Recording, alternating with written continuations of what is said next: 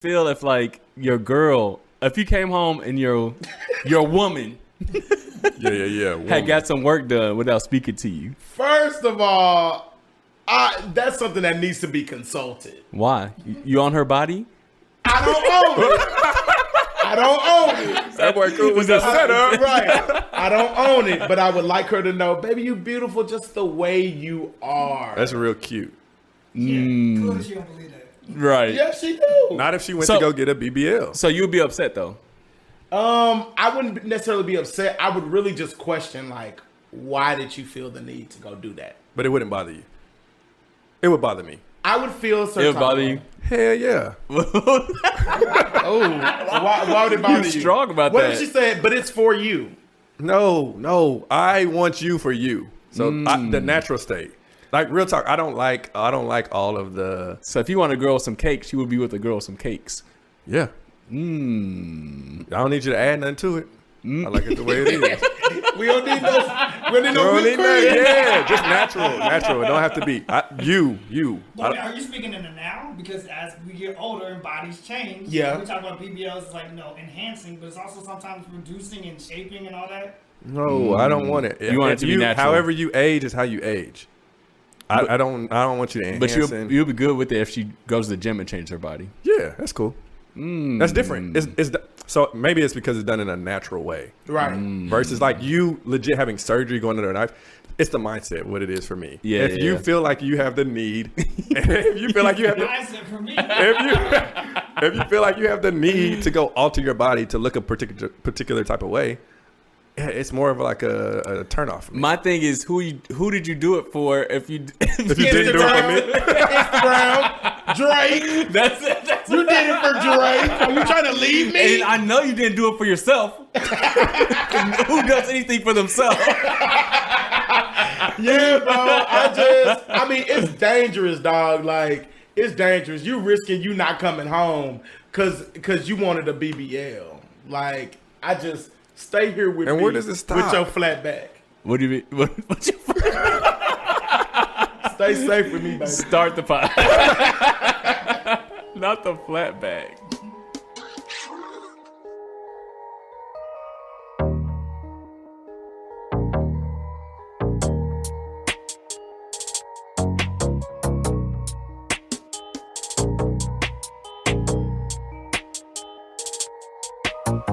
And we are back. This is the Soundboard Podcast. Thank you for tapping in with us every Wednesday. And you already know this is Coop, joined by It's your boy Dante. and it's your boy JJ. we have a little bit of a special guest. This is a big special guest. I'll take this. This is big KJB. But he's not Behind really, the board. right. He's not really a guest or a producer. I heard y'all couldn't hear me last time. Yeah, I think people have known you've been here for a while. We Like, putting a voice to the name. yeah, we're putting a voice to the name, and so because Justin is such a big part of our soundboard, and you guys are part of our soundboard because this is the space that we've created where we can come and ask questions like, "Am I tripping? Was I wrong?" We needed to bring him on here so that we can get his opinion about the things that we're talking about this week. Yes, sir. Speaking of this week, I seen y'all out in Vegas tearing stuff up, acting a fool, doing a little sin. You know what? We made the In the Sin city of City. sin. We made Sin City holy again. So yes, bro, we actually went to Las Vegas, and this trip was sponsored by the one, the only JJ. Hey. Big ups. Best man extraordinaire. JJ, how long had you been planning this trip to Vegas for Justin? I think it's probably been, what'd you say, about 2 months? Yeah, been about 2 months. About 2 months in the making. Very detailed. You know, dudes don't be doing detail-oriented things. No, bro, this was a project. Yeah. Okay, Justin done tasked me with best man, saying he want a weekend of thrills. I He gotta, did. find a location. It's hard to corral a lot of dudes together. Yes, it is. Just trying to get feedback, trying to get everybody on Just the a same bunch page. of young, wild bulls. And you know, when you playing the trips with dudes, it always starts at the tickets. Boy, we bought them tickets at the last minute. Yeah, that's the hard because most dudes don't really plan like that. Right. So I think that probably was like, that's why I say it's a project, just trying to plan to that level. Most of the time, we do things whimsical. Like we like, hey, Right. we make a trip, we're going to go on a trip. But to have like a legit itinerary, try to map it out, try to do everything, it's a project. But it was a great time. All's well that ends well. I ain't gonna lie. Applaud this man. Yes. Hold on, give me another one. It was a great time though. So we went to Vegas for Justin's bachelor party. He wanted to do thrills. So we out there doing ATVs in the desert. Yep. We doing zip line. We went to the gun range. Everything. Yeah. We tried to do. Were a y'all little bit of nervous at the everything. gun range? I was not nervous. I've shot guns before. I'm not nervous for myself. I just don't want to be around other people with guns.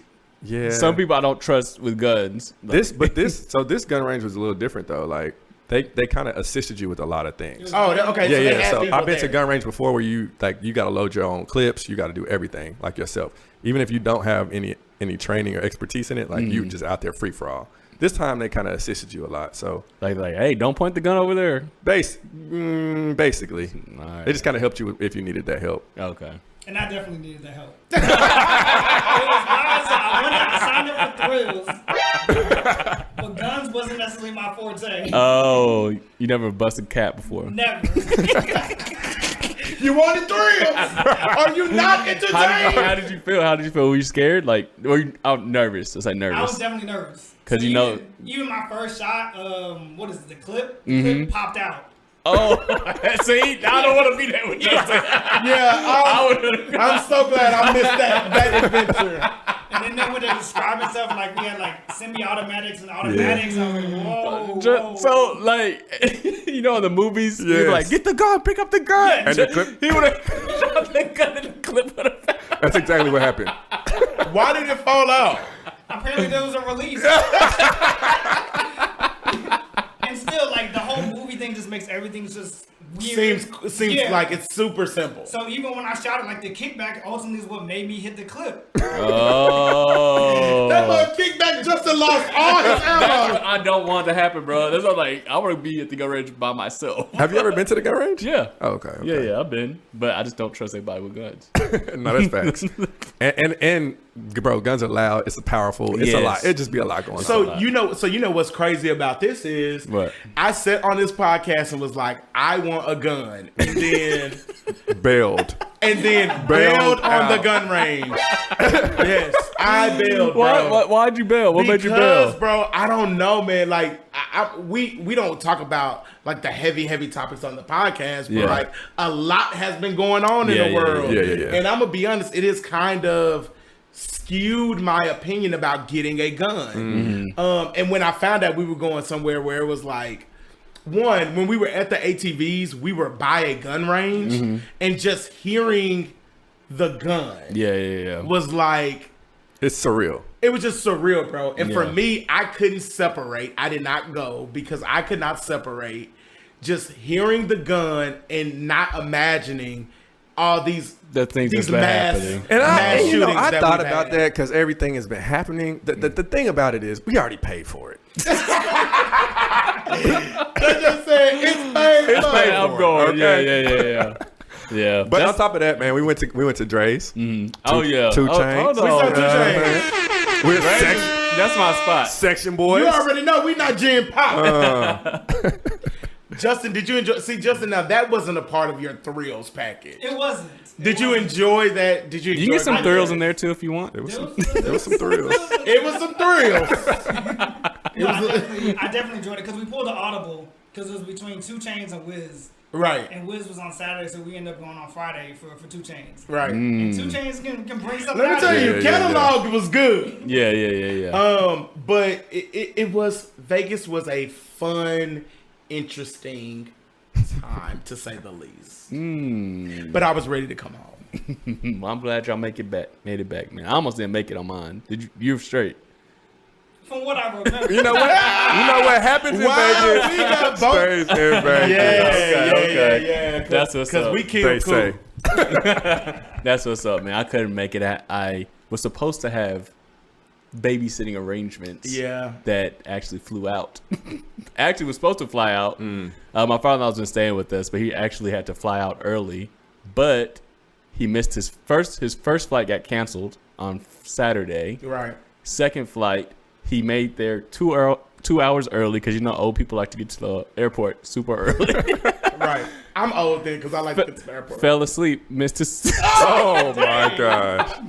Fell asleep and they switched the gate on him. Dang. And he doesn't have like text messages, so he would have had to go in his email and find. The struggle bus. Get the app, King. Get the app. So I actually could have went to Vegas. Oh, bro, you should have pulled I'm a up. little disappointed. I didn't know.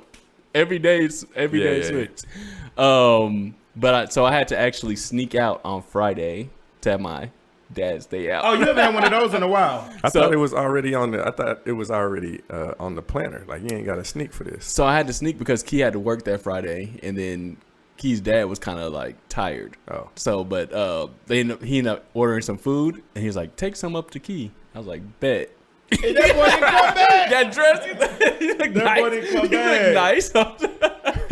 But so I ended up going to like a cigar lounge, kicking it with some of my homeboys, and then one of my homeboys was talking about how he was out in Deep Ellum, and I was basically telling him like, stop going to Deep Ellum, bro. Yeah, it done got hood out there. You If you're are gonna from get Dallas- shot. Yeah, if you're from Dallas or you live in Dallas, you will know that like every weekend there's now been a shooting in Deep Ellum. And Yeah. it didn't used to be like that, though. It wasn't like that It used at to be all. the vibe. It used to be like a hippie type vibe, whatever, and it was dope. But yeah, I was like, bro, you gonna get shot.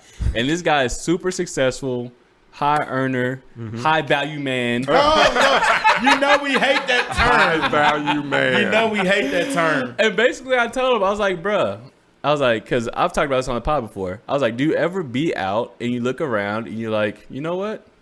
I'm not supposed to be here. Wow, what did he say? He's like, yes. I was like, because you're in a crowd that, like, this is not your crowd anymore. Like, this Right. is not where you're supposed to be. You've elevated out of this situation. Right. And I was like, bro, if something happens to you, then it affects generations of your family just because he's so high achieving. I was like, not only financially, but the knowledge you've accrued, like your nieces, nephews, cousins, they can't come to you and get this information, right? Right.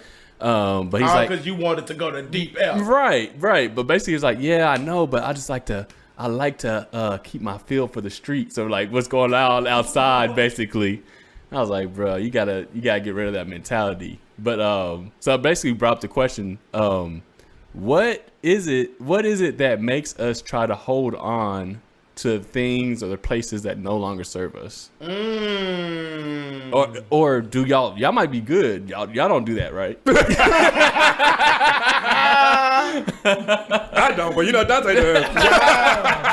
Wow. You didn't see the bus? It ran me right over. Bro, I think that's a great question, and that's one that I thought about this week, like this weekend when we were at Dre's at the club, and I was just like, dang, bro. I mean, I'm having like it's cool, but like I think I'm over this. The scene.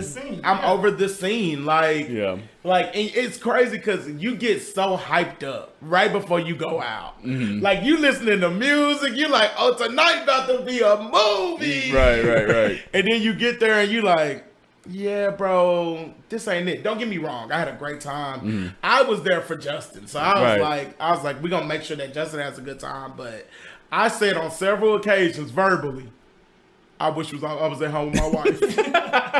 Hey, I did hear him say that. I like that. That's my type of energy, bro. Yeah, bro. So I think for me personally, I think I have just outgrown that, which is crazy because at one time that's what we lived for. Yeah. Right. That's what we lived for. We is loosely. Not Justin. That's what I lived for. Right. And so now I don't know, but I think that's a great question. Like, why do we hold on to it? I think part of it is because it's familiar to us. Like when we think about what do we do for quote unquote fun, that has been a part of our lives probably since we was like 17, 18. Like Right. going out was the thing. It's what you know. So when you have somebody come visit from out of town, or somebody said, or we're celebrating a bachelor party or celebrating anything, it's like we're gonna go out because that's the norm. And I feel like, so for me, I feel like I've outgrown it for the most part, but there's times where I go out where I feel like I relapse, and I'm back into like the old quote unquote old JJ, that part of me that I'm essentially trying to let go, but I haven't let go. Right. But I feel like there's an allure there. Like there's an allure to like the going out and Nostalgia type thing. it's probably nostalgia. It's the environment. Like it's Right. I associate that at one point in time was fun. It was very fun for me. Like that's what I did on a regular basis. So that was fun. There's probably an element in that is difficult to let go of because associating that with fun and associating that with who you were partially kind of are.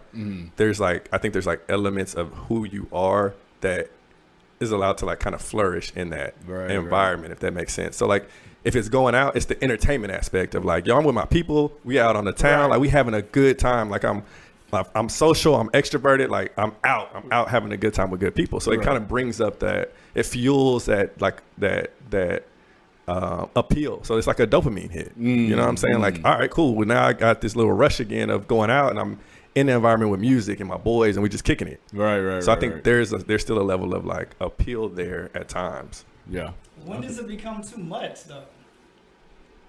Because I mean, for me, I speak for myself as far as like I am very much like 10 toes down. Like even with this weekend, like knowing it was supposed to be thrills. Like they know I wasn't necessarily talking about going to the club type of thing. Like I wanted to, ride rides. I wanted to do like things that would get my adrenaline rushing. Yeah. Because that's been who I am for like the last 10 years. We've known each other, and the club was never my forte type thing. This is true. And it's like, all right, I'm not compromising on this. Well, Justin, why did you tell us you didn't want to go? I think that's different because that was never really your lane. So for me, like that was my lane. So it's not like I feel like I'm compromising on going out. It's something I'm interested in. Right. When does it become enough? When it becomes too much is like, I think there's levels to it. If it's over the top, like if I'm in an environment where I don't feel like this is not an environment where people I would hang out with or the music or whatever it is, then I'm out. Like it's not what I'm looking for. You'll dip. But yeah, I'll dip. dip. Vegas, obviously. Yeah. I mean, and it's the occasion too. So I think sometimes the occasion and situations put you in that environment naturally. Yeah. I think my thing is, which is might be weird, but I think it's sneakers, bro. Cause like I'm at an age where I really shouldn't, in my view, I shouldn't just be wearing sneakers. Like I have nowhere to wear sneakers to, but I still buy them. I buy myself, but I buy and keep a lot of them. But it's just like, I think it's just the connection to my youth type thing. So it's like something that's very hard for me to let go or to stop getting, even though I do nothing with. There's no reason for me to buy these shoes. Yeah. So I mean, but it does bring you a certain level of happiness. For a minute, but it just it almost brings me more stress than happiness because I have nowhere to I have nothing to do with these shoes. Like I shouldn't have them, you know what I mean? Or like I shouldn't be holding on to them. So it's really like a reality check. Ultimately, we got to check ourselves and figure out like what's really working for us now. As we're all transitioning into different phases in our lives. Coop as a father, right. Casey Space or your sneakers. Right. What's the priority here? And she did take the space for them.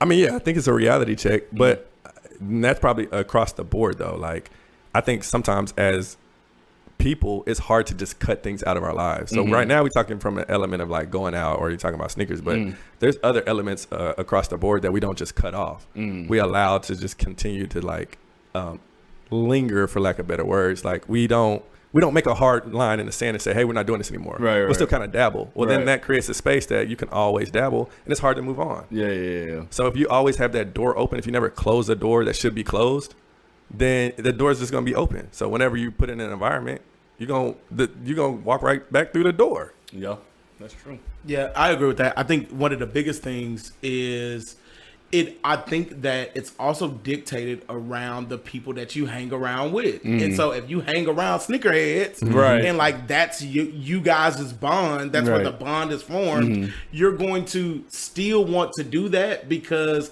it may not even necessarily be about the sneakers, but about the community or the relationship you have with those people. So like, even for this weekend, although I'm like, I don't necessarily like the club thing anymore, was more about the people who I was with Right. and why I was willing to do it. Not necessarily because I wanted to do it, but because I'm with the homies. Right. And this is what the homies said that That's we your were, connection to that them. we were doing. Now at the same time, I think you can still experience a tension Right. while doing it, Right. where like, okay, I'm not on this anymore. Like it's almost like an epiphany where it's just like, I'm really trying to transition into something different. And I think another struggle is that as men, what do we do if we're not doing that to hang out with each other? Like a lot of people. It's like a default. It's a what you default. go Like, to. okay, we're gonna go to the club. Like, even though none of us want to go to the club, so let me offer a couple of alternatives. We don't just come with problems. We come with Yes. solutions. Cigar lounge. Good. Yeah. We're grown. We can all hang out at Cigar Lounge. We still catch a vibe. Yeah. But some mature vibes. Another place that I was saying I need to go more, comedy club. Yes, I think that's a good one. Like, you can hang out with a bunch of guys That's at a true. comedy club. And that's all I have. See, it's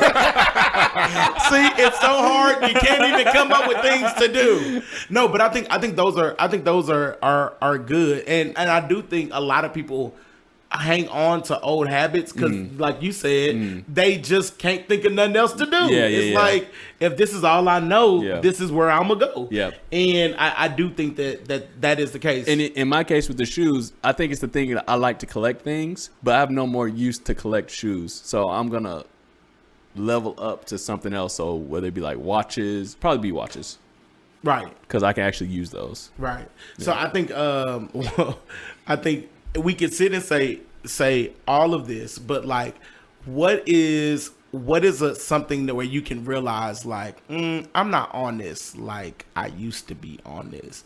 Like, what are some things that generally happen when you want to transition into something new? Like for me, I think one of the things is you just find less enjoyment in it. Yes. Like you find less enjoyment with buying shoes. You find less enjoyment being out in the club. Like, bro, during the pandemic, I saw some of y'all out here risking y'all lives in the club. To shake some ass. And I realized like, dang, you have a deep level of love that I don't have. Where if we in a pandemic, Yeah. you willing to still go out. Because, Dallas was open. Yeah. Dallas, Atlanta, and Florida never shut down. Right. Yeah. If you're willing to do that, then you must have a deep love. So for me, I just realized anytime I'm in the experience, I'm like, yo, I just find less enjoyment in this, I used to find enjoyment in it. Y'all know, me, I used to find so much enjoyment going out. I used to feed off of it. Right. Now I find less enjoyment. I think that's it. I think it's just less enjoyment. Like, it's discontent or being disinterested, really. Right. So, I mean, even we talked about we went to Dre's. Dre's was fun. It was the occasion, right? It's a bachelor party. It's also a concert. It's not your Dre's average. is different. It's not your average level club. Yeah. But going to the club, I don't know really when the last time I just went to the club was like that.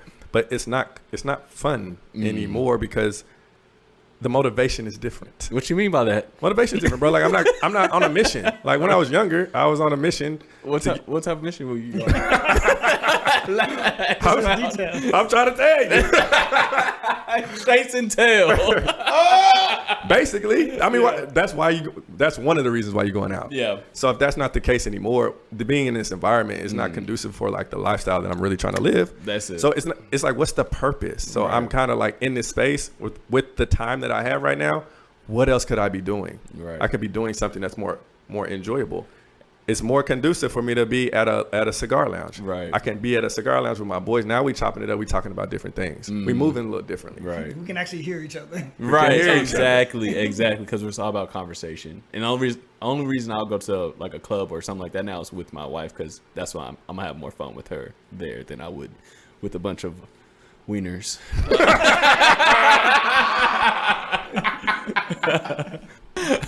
But also, a couple weeks ago, Kendrick's album dropped. Yes, sir.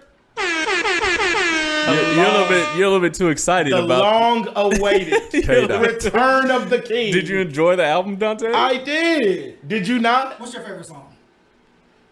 I would accept it. No, the song with I can't think of the name I right want now. the name of the But song. come on, bro. With Kodak the Black. song, I actually like the one with Kodak Black, but I like the song with Summer Walker. Whatever that is. But Come on, bro. the album was trash. No, I'm not gonna say trash. Whoa. It was subpar. I'm not gonna say trash. Okay, It didn't meet the expectation. What was the expectation Good For music. Kendrick? from y'all opinion, since y'all Kendrick, since like, y'all one of the- music artists? The GOAT? Like, really? Like, ultimately, it should be unanimous. All the other albums are unanimous. Yeah. It's like, there's no question that this was a classic album. This one is fairly questionable. Like I Yeah. said, if you don't know your favorite song, Let me say this. I'll just say I thought it was a good album because for me, it showed Kendrick's growth as a person. So I enjoyed the album. I ain't gonna lie. Musically, this is definitely not my favorite album. What do you for me. judge music on? I'm saying from like I'm saying the Okay, so- musically it's not good. no, I'm saying like musically he had like a whole bunch of like transitions in the albums, like songs would have like transition in the middle of a song. What does musically I mean? wasn't like a fan of that. Like, what is musically mean? Sonically, Like like sound wise, Instrumentation? like sound wise, like can you bump this in the car Yeah. or something like that? I get like you. it was kind of all over the place to me. I'm not gonna lie. It would be a song. He would switch the beat. It would just be like it felt like a whole new he's done song. that before. He has, but I feel like this whole album was that, It sounded like a But- bunch of diary entries. which I enjoyed. I enjoyed that. that's neither here nor there because the album was mid. But what was really good was the what's it called? The Heart Part The Heart, 5. yeah. Part 5. Heart Part 5, right? And it was a really good video. I think everybody should go watch it. But what he was basically talking about was how, us as Black Americans, our main connection is trauma, because our what would the word be? Our not society. Culture. Our culture is young, basically, because America's young. Like, it's the youngest culture in the world, basically. And basically, he was talking about how a lot of times all of our Black culture is rooted in Black trauma. And that was basically the question that he brought up. Do y'all agree with that, or do y'all disagree with that? I try to stay away from words like all. Do you believe a lot of it is? Yeah, I try to stay away from absolutes. I don't believe that all of it is rooted in trauma, but I do agree to a certain extent that some of it is rooted in trauma. Now, can you give us an example? Because I just want to make sure I'm understanding correct. Hold on. Do you agree with most? Or Yeah, or not? I would say so. It's interesting because I never really thought about that. I never really thought about this from this perspective before. But thinking about it off the cuff, I would say, yeah, most or majority of culture is rooted in trauma. Yeah, because if it's not trauma, then what is it? We can't really put a name to it. Right, because our culture is Was birthed out of trauma. So most of our things come from trauma. Yeah, I believe that too. But you want an example? Yes. Soul Food. The movie? The movie too. Soul Food. Somebody said, remember on the Boondocks where they was like, she died from eating the food and then they met up and ate the food. Trauma. So yeah, Soul Food. I mean, it's delicious and I love it. And it'll be hard for me to turn my back on Soul Food. I never will. But we have to limit our intake. But it's birthed from being slaves, taking what we got and making food. You want another example? Yes. I think so. The example that comes to mind for me would be discipline. Whooping somebody? Yeah, I mean, like, so I actually had a really good conversation with with my sister not too long ago, right? Oh, really? We're having a conversation because she was asking me would I whoop my child, like would I discipline my child? What'd you say? I said yes.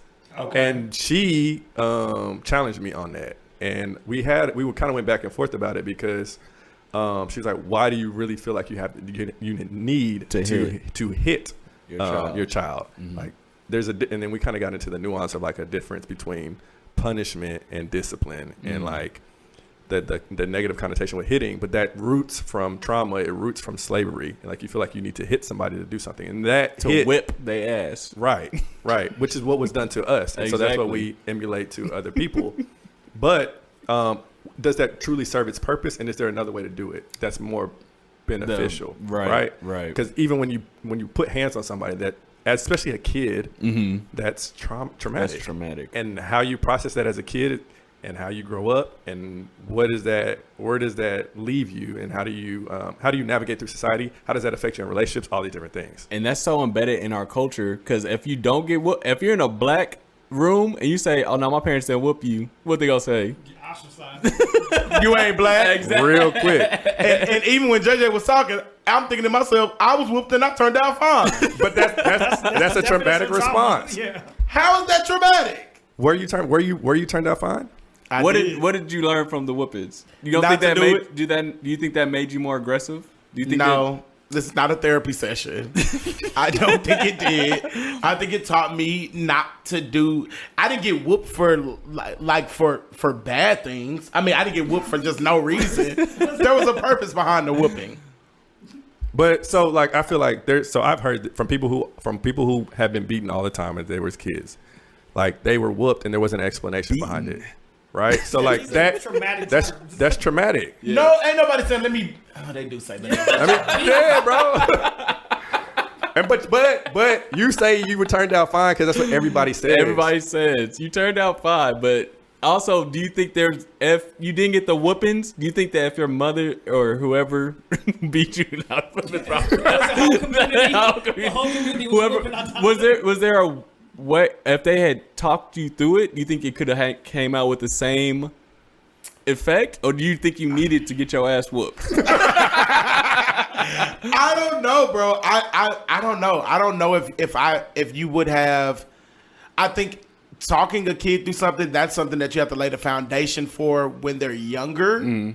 But I think if you don't lay that foundation when they're younger, if you're trying to talk to me and tell me not to do something just because, I might not have necessarily listened to it. But I think I also was a hard-headed kid, so I may be something else. Bro, I think kids pick up things really, really quickly. So if you whoop a kid for doing something they're not supposed to do, they're only learning that this behavior I shouldn't do, reaction. right? So like in their head, they're moving a particular way now. So you're essentially kind of stifling their creativity or who they are. They're only operating like this because they know if I do this, mom or dad's gonna whoop me. And It's creating some type of like. you're operating out of fear, and and a lot of times you're doing things so this doesn't happen, like as far as like pain. But I was gonna say, speaking of fear, I got whooped too. Kendrick had a great song on fear. Wasn't on this album though. This is true. But you're doing stuff to avoid pain. Is that a good reason to not do something? My mama, this one time, my mama had sent me to the candy lady to get her a Snicker. I bought the Snicker. But on the way back to the crib, I thought to myself, I could take a bite. I could eat a bite of the Snicker and it won't be a problem. I ate some of the Snicker. I present my mother with the, I'll just say 1/3 of the Snicker eaten. And she proceeded to whoop my butt. It taught me, 1, don't bite nobody's Snicker, and 2, don't just take something that's not yours, which is why I didn't turn into a thief. Whoopings work. So you think all the thieves think you're whoopings? But I understand. I got whoopings too. All jokes aside, I understand what you guys are saying about trauma being rooted in and kind of we all kind of laugh at it. Like it really has its own thing. Black Twitter, right? And you will hear people say all the time, like, "Dang y'all, did we have the same parents?" Right, or like, "Dang y'all, did we all grow up together? Right, yeah. Did we all grow up in the same home?" And honestly, for the most part, a lot of us do. So, dang, I guess y'all right. Let me call my mom. But I mean, I think that's the point of ultimately changing our black culture, because it's so rooted in trauma. It creates limitations. Yes. We can only go so far if Yes. we're always going to bring it back to trauma. So Yes. that's why mental health is really big in our community now, and we're addressing it because if you can't move past it, you can't break generational curses, we're gonna be stuck. And that's Yeah. why, you know, we can kind of say we've kind of stifled in the civil rights movement because we don't have any leaders that are breaking past this trauma. Everybody's coming back to the same root, like Yeah. that we can't get past the ceiling, and just have to ultimately take the positive from these traumatic experiences. Yes, you learn not to be a thief, but it's not rooted in Snickers or the candy lady. So I guess my question is, I think we all can agree that we recognize that there's some trauma there. We all can agree about that. How do you move past that? What are we going to do differently when we have kids to move past that? Justin, you have a daughter. What have you done differently raising Lexi that you feel is stopping a generational curse that would have continued had you not done something differently? Definitely is communication. Yes. Like, that's one of the things we can parallel with the other communities of, like, hey, having open conversation, open dialogues. A lot of us have that trauma that, like, hey, you couldn't speak on certain things. Right. And, like, to JJ's point, like, a lot of children have a lot of cognitive growth during these periods. So when you stifle them at 5 years old, then they grow up to be 25 and to be 35 not knowing how to speak on things. Yes. So having that level of open communication. So even when it comes down to, like, communication and also discipline, like, discipline can be done through a level of, like, disappointment. I don't necessarily have to put my hands on Alexia. There's a level of disappointment that me as your father, I place this expectation that I communicated to you and you did not meet that expectation. The violence or the physicality of it doesn't change that. Yep. So just removing that and, like, ultimately working with your child. Also, when you remove trauma, it allows you to see things a lot clearer. So I can understand Alexia for how she thought about something because she was able to articulate it, and how I can articulate, hey, this is how I grew up, but I don't want you to have the same thing. And we can meet in the middle for that. But trauma takes away all of that. It's, hey, I got beat, you getting beat, the next generation getting beat. Yep. And I think it's a cop out. So I think education is big, right? If you can enlighten somebody. I think when you refer and you default to, like, let me beat somebody or let me whoop this person for this behavior, is maybe because the person on the other side of it is not able to effectively communicate or articulate why this is wrong or how can I go about this situation. It takes a level of maturity, it takes a level of patience, it takes a level of grace. All of these things go into being able to, I would say, properly discipline or to discipline in a beneficial way without physical, right? To be able to do that to a child or whoever it may be, it requires a level of education, like educating them on the situation. Like even the example that you gave as far as, like, you learn not to steal a candy bar, right? There's probably a different way that you can go about that, educating you on this, maybe talking through the severity of what does that look like if you go to jail. There's other scenarios or situations that can happen that you can kind of talk your way through it. Also, if you are hitting somebody, what is that telling that person that it's making them okay to discipline this properly?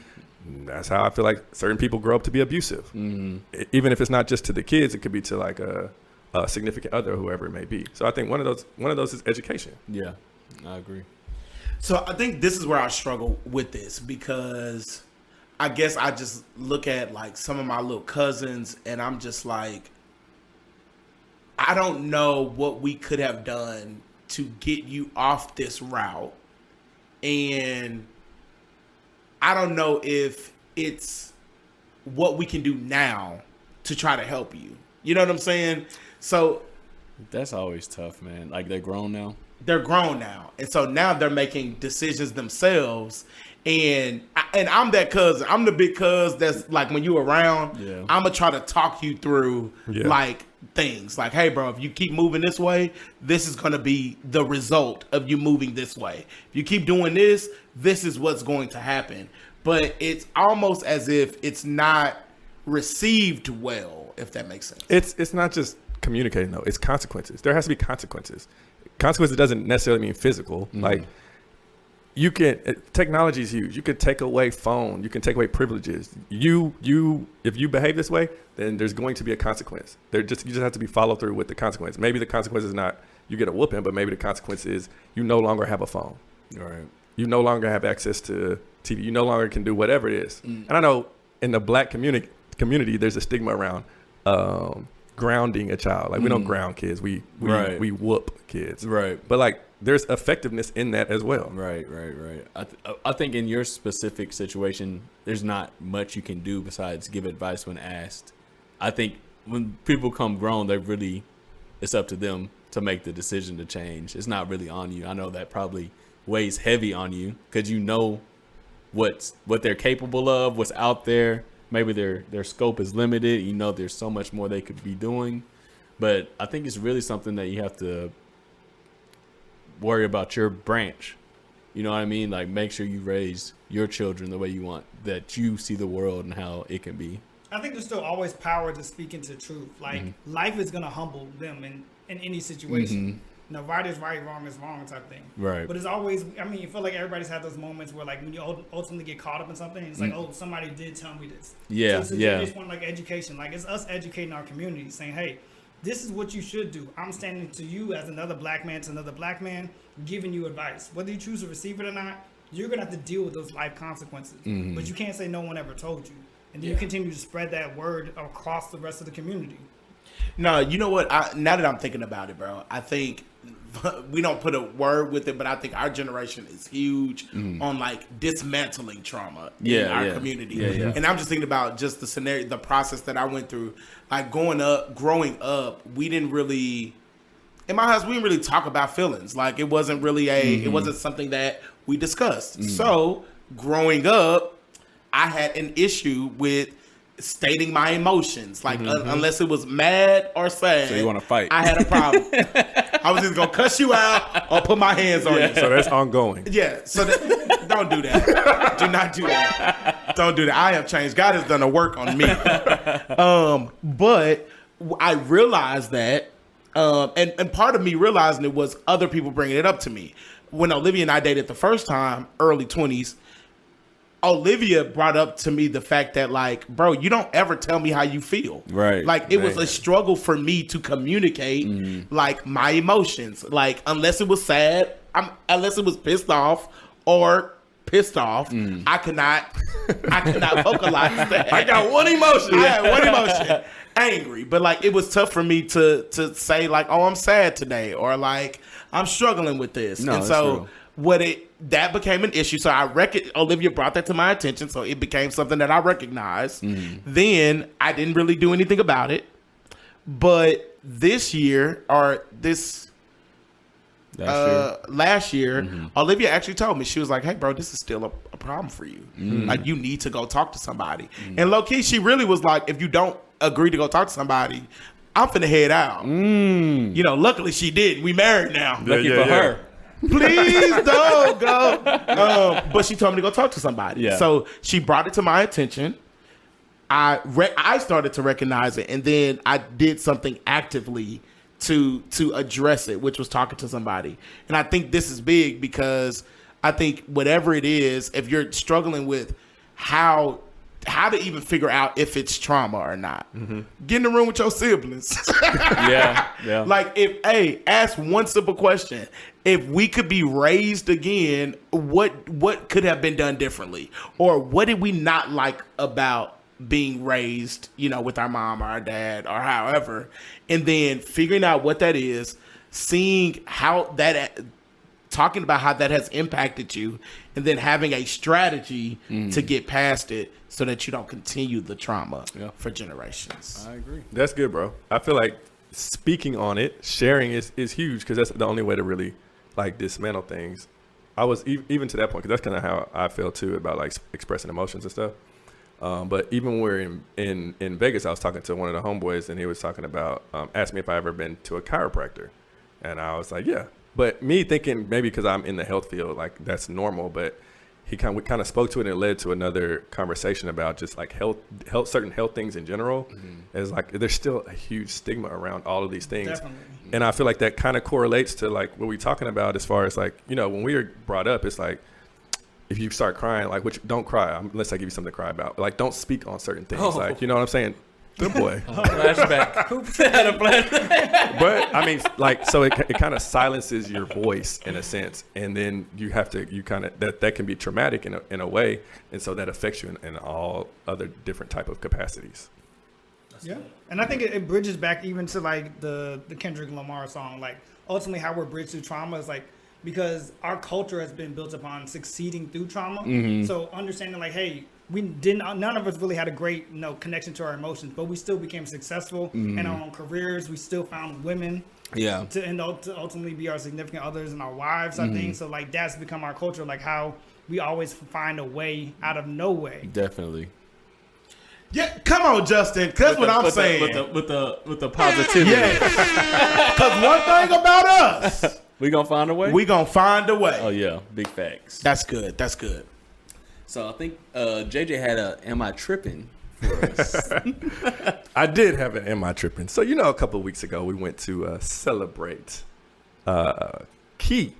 Oh yeah, Coop's my baby. for her birthday, right? And so it created an interesting environment because What you mean by that?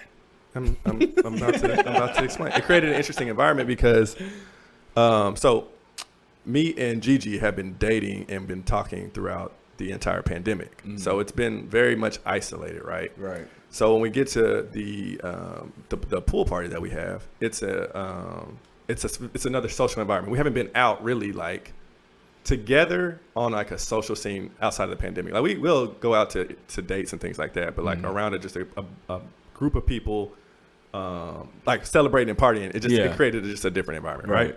So it created an interesting. I say it's interesting because we are two different people, so we operate very differently. I tend to be more social, more extroverted. She tends to be more introverted, right?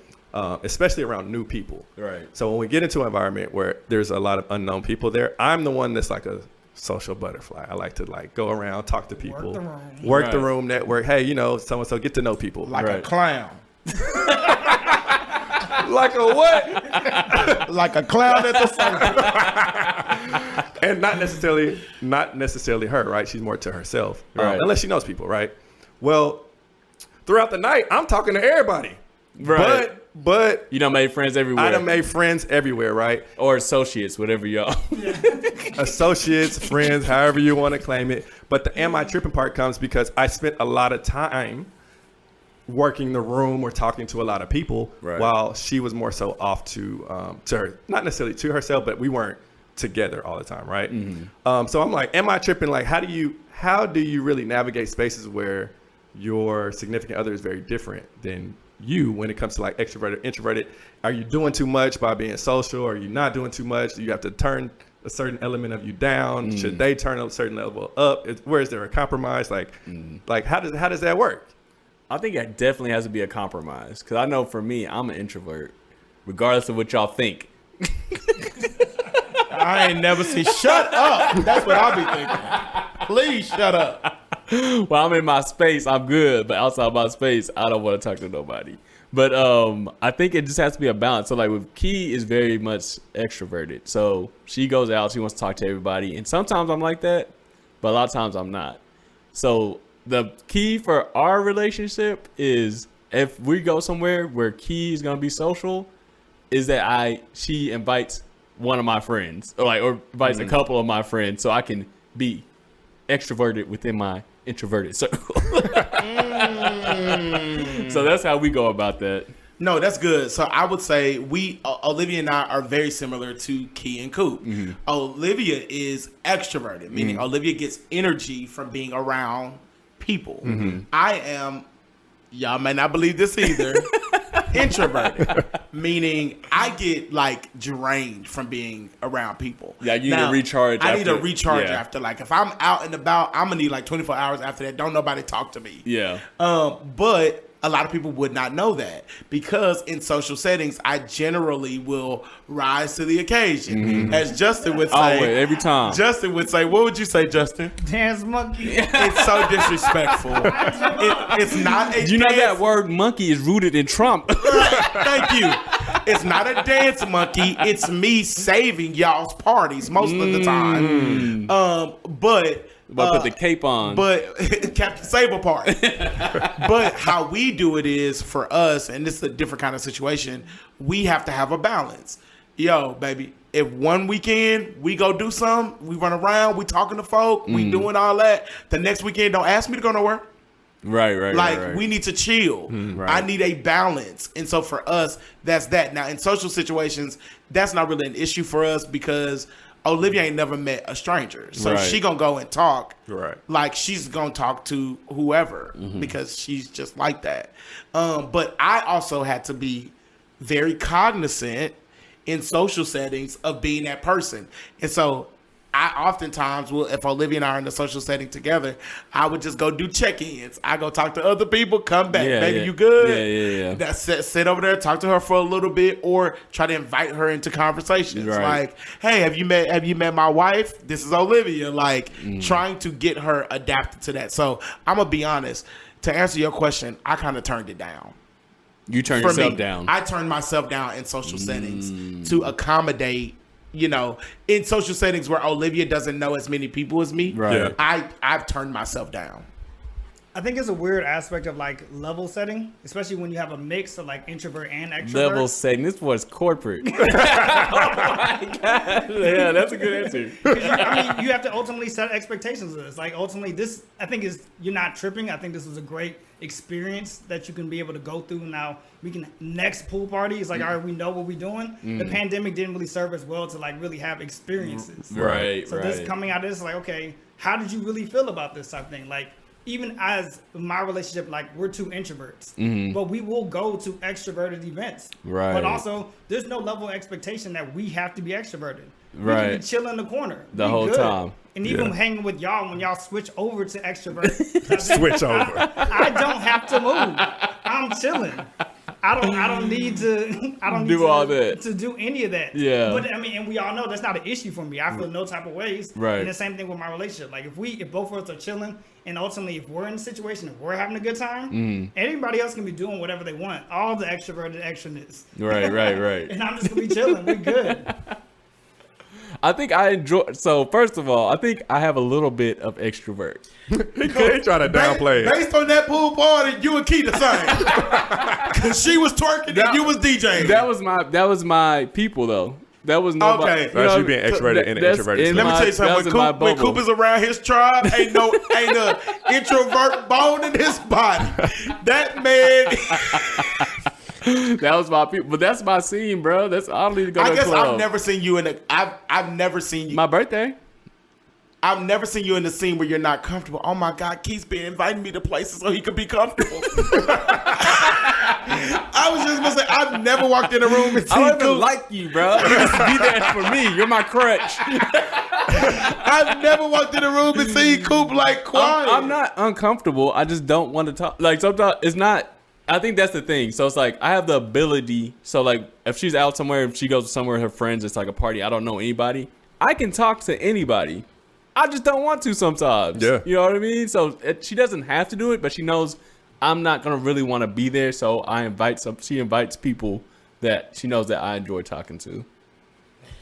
So JJ, I'm sorry, as the man in the relationship, you gonna have to turn it down. But yeah, you do have to turn down sometimes. If you want to have a happy life. Or you can talk to everybody and disrupt your house. No. We That's got an option. That's an option. Who am I to tell you what to do? Don't want that. Don't want Who that. am I to tell you what to do? King, you do whatever makes you comfortable. Right. So with that being said, I think it's time for the soundbite of the week. Yep, and this week we're gonna actually let our producer Justin take it because he was on the show. Justin, hit us with the soundbite of the week. Yeah. So for this week, it's you have to be able to work without looking at the clock if you want to be able to buy things without looking at the price. Oh! Say that again. I'm running back. Ooh. You have to be able to work without looking at the clock if you want to be able to buy things without looking at the price. Does that hit y'all? Guacamole. Put up. Why you telling me how much guacamole costs at Chipotle? I can Hey. afford the guac. Hey, bro, you know what's so crazy about that? I'll be looking at clocks clocks on the computer, clocks on the clocks on the wall. But I do think that there's something to that. Real quick, he said you have to work without looking at the clock. Bro, I promise you, the only time you are working working and not looking at the clock is when you're doing something that you're passionate about. Because if you are just doing something that you are not passionate about, it is going to feel tedious. You are going to always be looking at the clock. And honestly, to that, I believe when you operate in your gift, which means that you're doing something that, you know, it's God-given talent for you, a God-given gift. You ain't looking at the clock because you're doing it because you love to do it, and I believe that you'll be rewarded. Like, you will reap the benefits of doing that. Yeah. Okay, Like Dante when you do speaks something, life. You do something you love. You know what I'm saying? So quit your job right now. Well, all right. So again, thank y'all for listening. Again, every Wednesday, this is a Soundboard podcast. Make sure to follow us. You can follow us at the Soundboard podcast. You can follow me at @thisiscoop_. You can follow your boy Dante at Dante Speaks Life, DONTAE. You can follow your boy JJ_Jeremy J. Big KJB, mine's a little bit more complicated. Just a fiasco. But Oh my goodness! Spell that out. We'll tag you on yeah, the post. I'll look out for the tag. Follow the soundboard. Right. And we out. Peace.